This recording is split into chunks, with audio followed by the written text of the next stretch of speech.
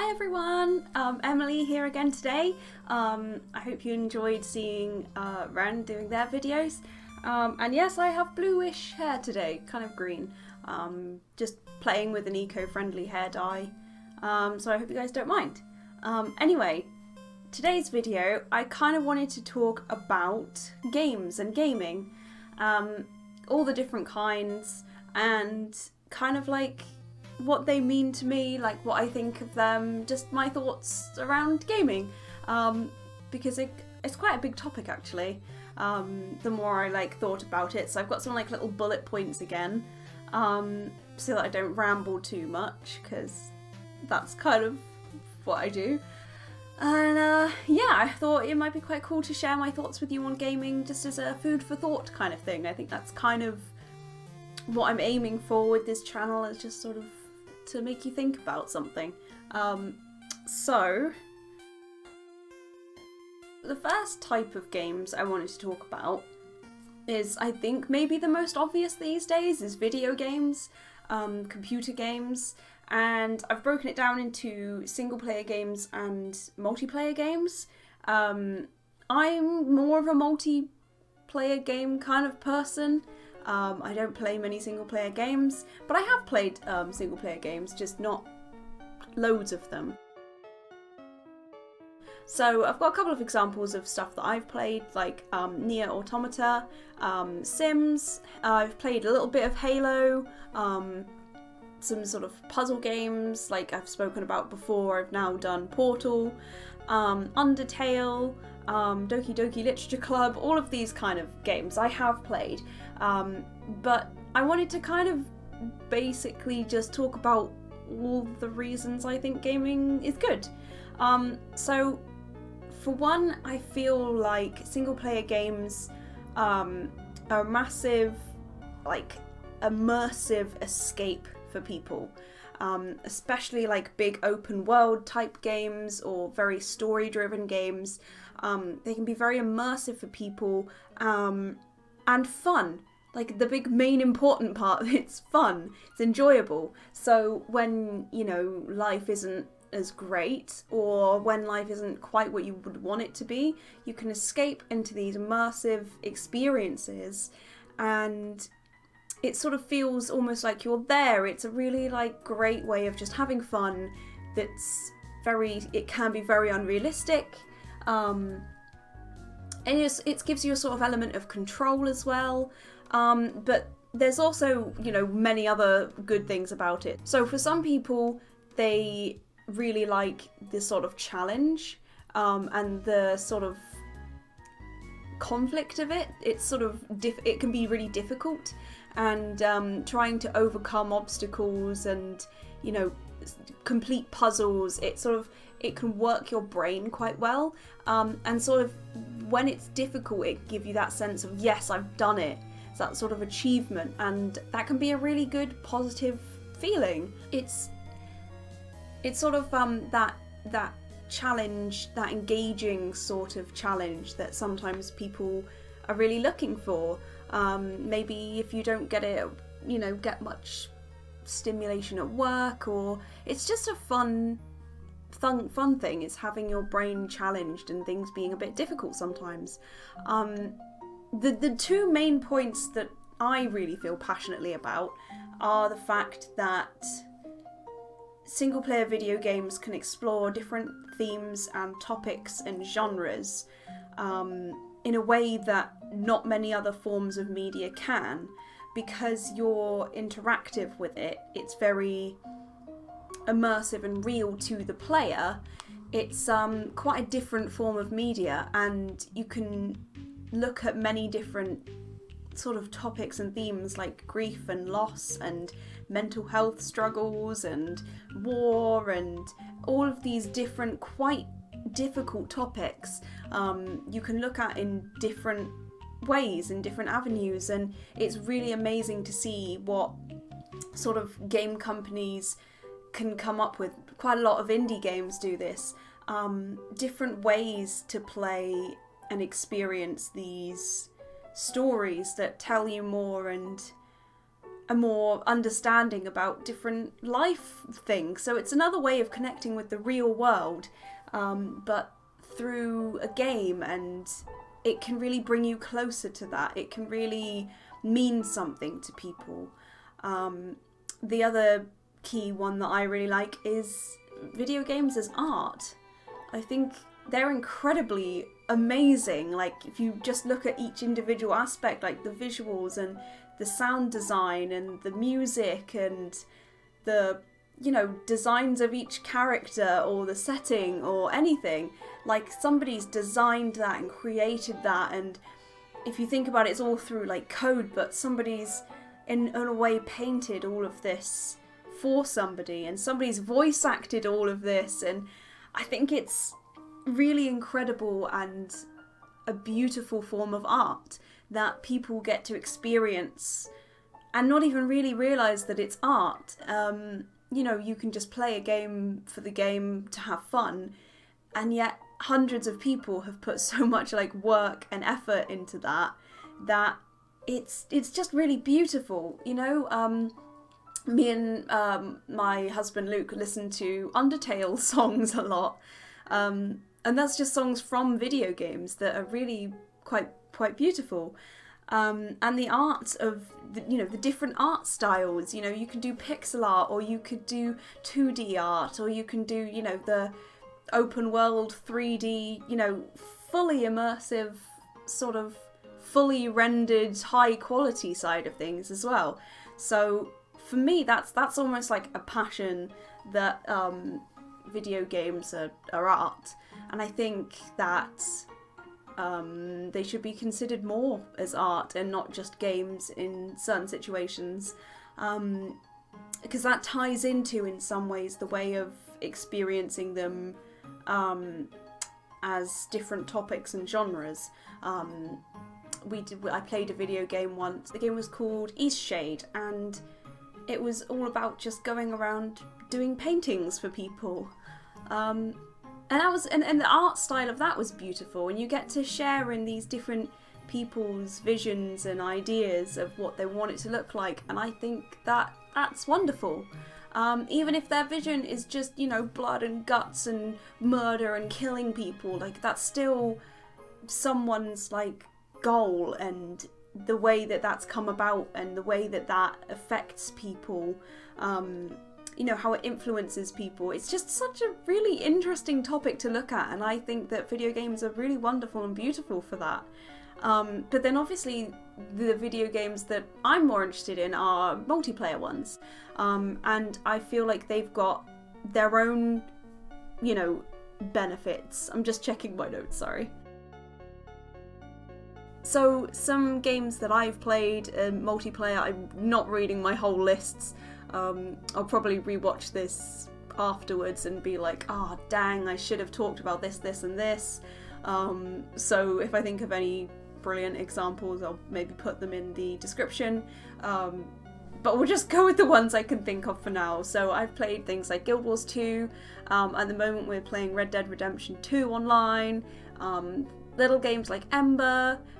Things like Sea of Thieves, Don't Starve, Minecraft, Dead by Daylight. So I really like cooperative games. I really love working with people and overcoming sort of difficulties and challenges together as like part of a group. I think that it's like all team building, but I think it really is team building, and I think it's really great, and it can help strengthen friendships. I think that it's really great because you can be creative together. So things like Minecraft, you can build stuff together. You have to think outside the box in some of these games, and like it sort of challenges your brain, but together, and how you work as a group. Like there's puzzle games that I've done with people as well, and so they're almost like escape rooms, but the way that you have to communicate and cooperate, and all of these sort of very human skills about how we interact with each other and how we best quickly and efficiently communicate. but also how we can build beautiful things together. I think it's humanity and it's beautiful. But again, the most important part of cooperative games, like especially online ones for me, is that, for example, when we weren't able to meet up in person anymore for a long time, we were able to meet up with each other virtually. Especially video games that have some kind of avatar, whether you're able to customize that avatar or not. It's quite nice to be able to say things like, oh, I see you, or like, oh, if you just come over here. It, again, feels more personal. It feels more like you're with that person, even if you're not. And it can, you know, when you're feeling really lonely and isolated, especially because of what's going on in the world, it's almost a lifeline. I mean, people you could, you know, you're very used to seeing people that you could see every day, you're now no longer able to see anymore, but you can still see them in the virtual world, and you can still interact with them and create with them. And, you know, there was we got Animal Crossing on our Switch at the beginning of, you know, everything that happened. And I used to use that to connect with my sister. I used to go and visit her house, and we used to just like sit and have like a little picnic, or we'd go to the museum together, you know, like very human experiences and ways of interacting that aren't really doable in any other form. I mean, you can have phone calls, you can have video calls, but it's very different to be able to see each other, move around each other and interact with each other or the world around you, like in a way that's together. Basically, I just think that multiplayer video games are brilliant. I find them more enjoyable because I prefer being around people. And I really love seeing what other people can bring to the table, like what other people bring to situations and scenarios. Playing a multiplayer video game with multiple different people to see, you know, how they play it differently, and it's wonderful. I again, just having a happy time share with you about video games and why I like them. Another great thing about online video games is that some of them you can get loads of people together. So, for example, the Jackbox Party games and Trouble in Terrorist Town. You can get loads of people together, like Among Us.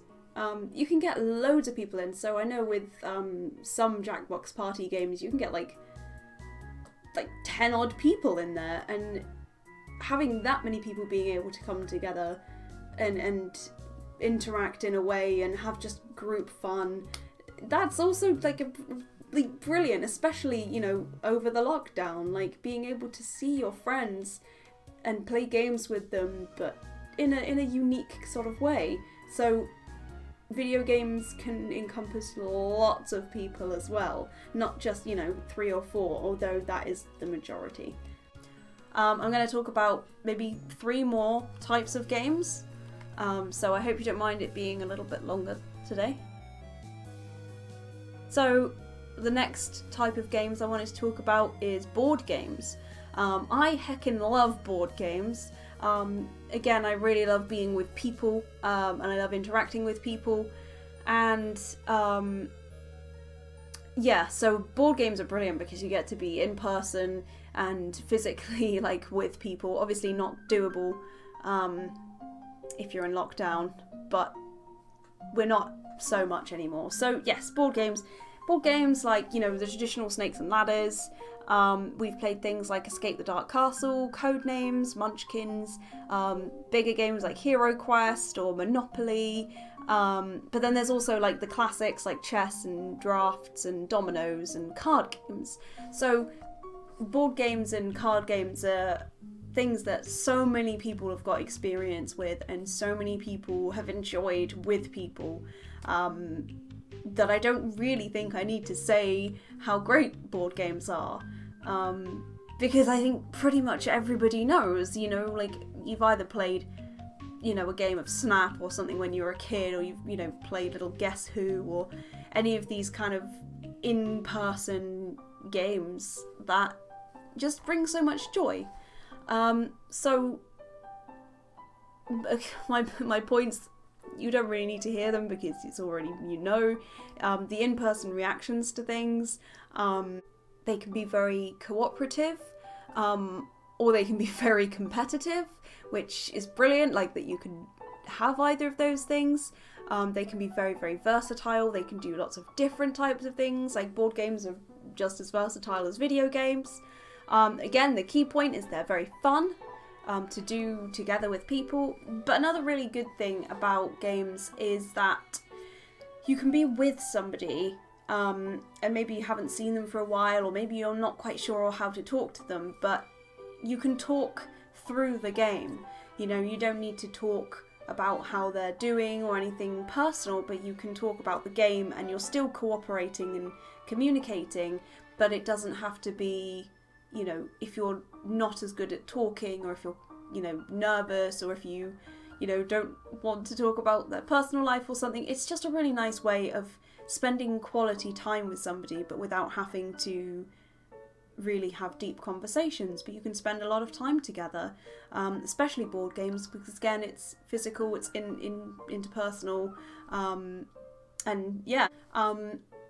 Another quick point I didn't explain, but the people I've got with me today is Meowsy. So she is a cat version of Mercy from Overwatch, and this is obviously a Minecraft mushroom cow.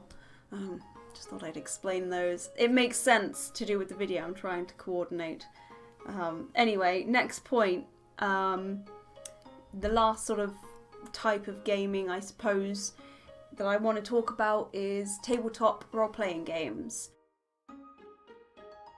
Whether that's virtually or in person. I prefer in-person TTRPGs because it's easier to know when someone's talking, there's less lag, and these sort of games, the main one being Dungeons and Dragons, you kind of need to be able to have that level of communication.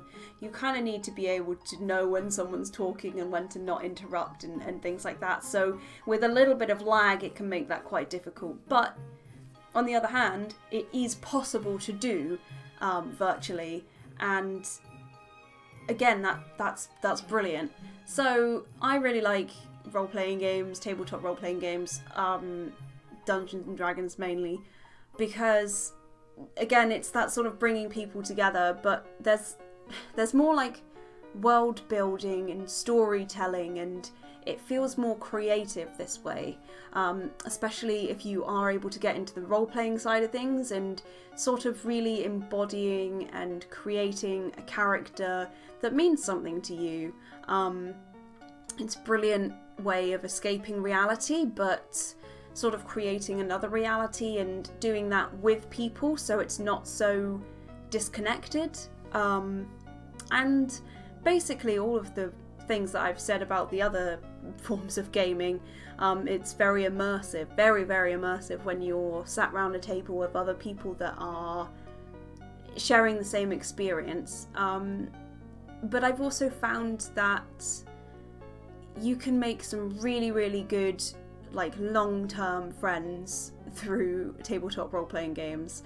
I've met some absolutely fantastic people through D&D, and I'm just really lucky to have met them. And I think you sort of grow really well with a game like D&D with people, because you're having to overcome these problems, these adversities. You're having to deal with, you know, like loss or any of the human emotions you can think of, trying to, you know, overcome these battles, or trying to figure out and decipher things.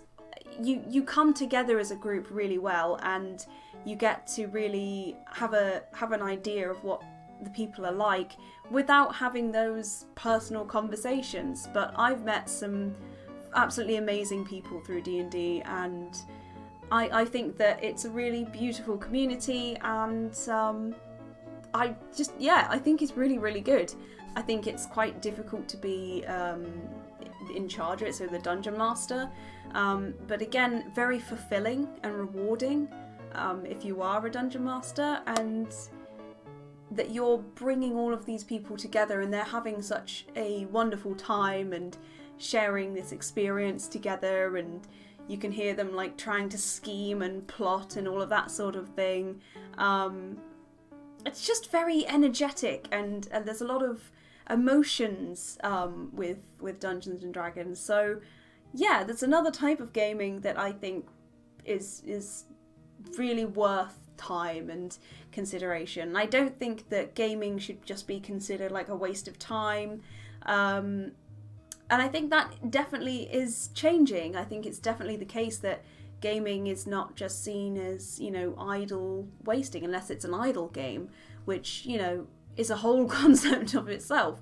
But already this video is getting quite long, and I did actually kind of want to talk about something quickly that's not exactly gaming, but I wanted to touch on Twitch. So Twitch, where you're watching somebody live stream, and it's not gaming, but I wanted to quickly touch on it because I think it's something quite positive.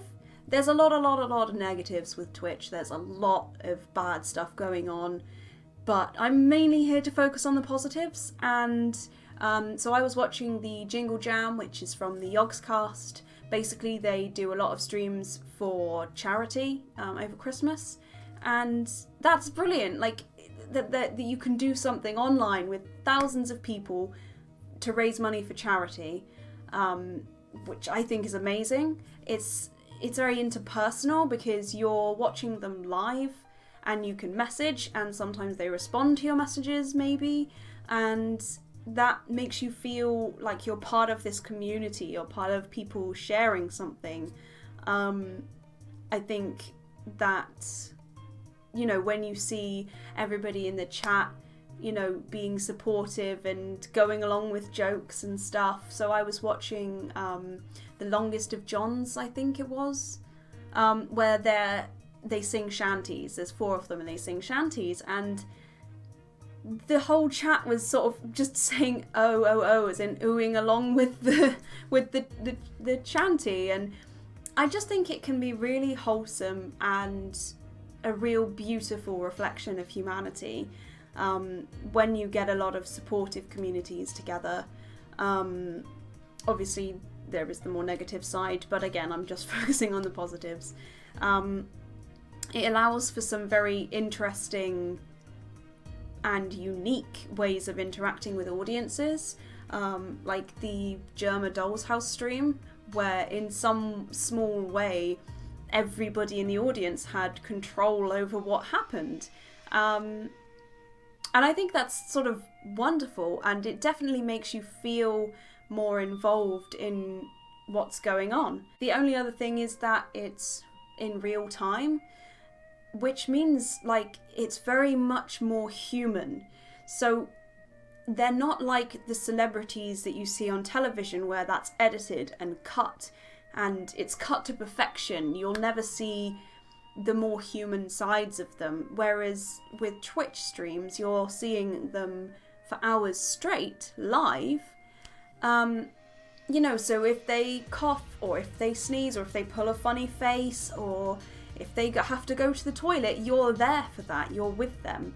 So I really like the fact that it's normalizing humanity, normalizing just doing human things, normalizing not being 100% flawlessly perfect all the time, because you can't stay flawlessly perfect if you're moving around for hours straight. And I think that's another big positive personally.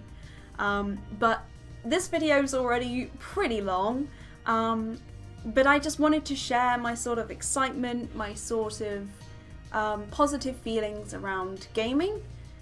Hope it's interesting for you guys. I really hope you're doing well, and I really hope you enjoy this video.